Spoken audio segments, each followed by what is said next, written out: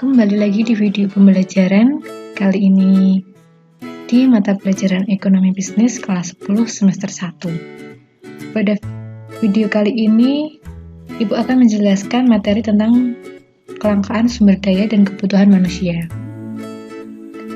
Masalah kelangkaan sering terjadi di Indonesia, salah satunya kelangkaan gas LPG.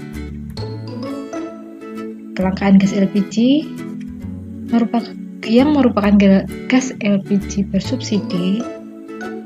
Ini terjadi kelangkaan karena meningkatnya konsumsi pemakaian gas di masyarakat, namun tidak diimbangi dengan persediaan yang ada di pasar. Gas LPG digunakan masyarakat untuk keperluan sehari-hari, misalnya untuk memasak.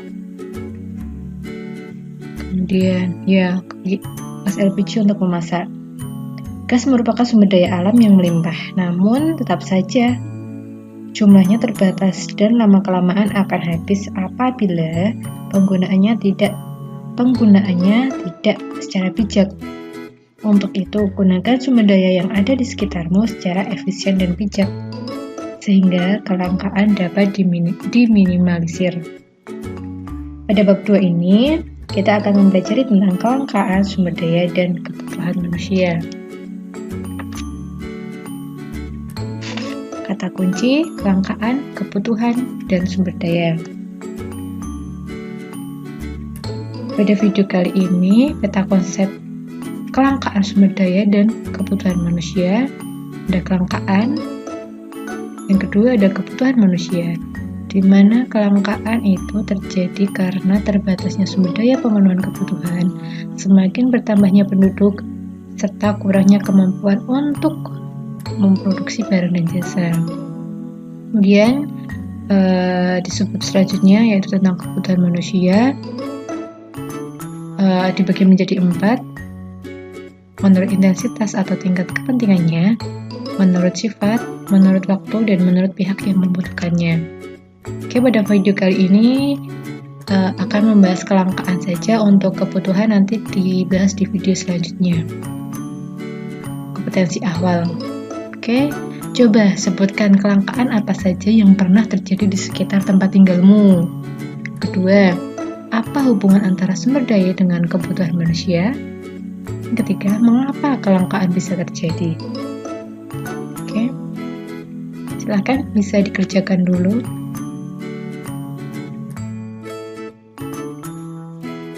Next.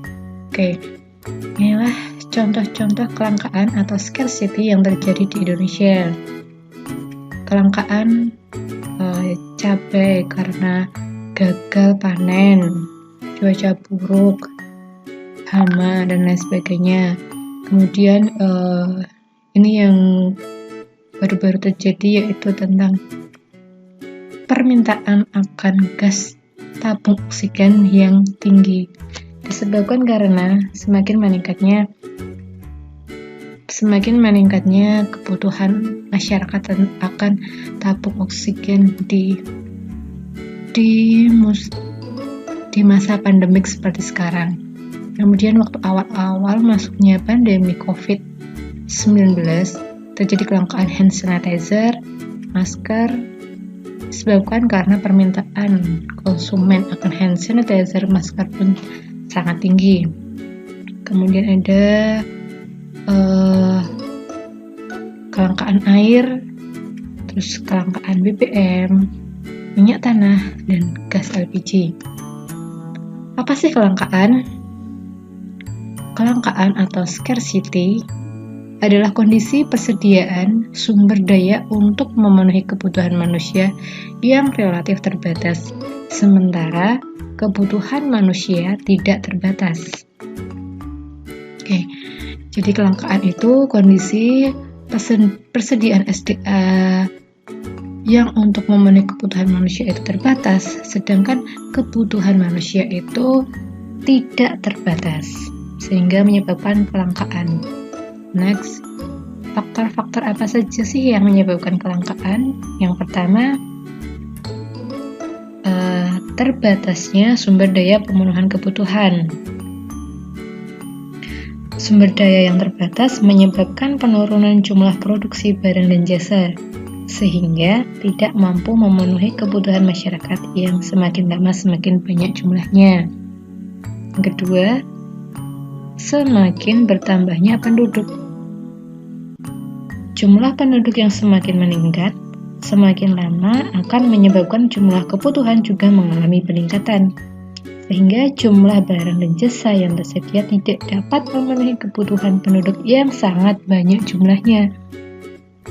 Yang kedua, kurangnya kemampuan untuk memproduksi barang dan jasa.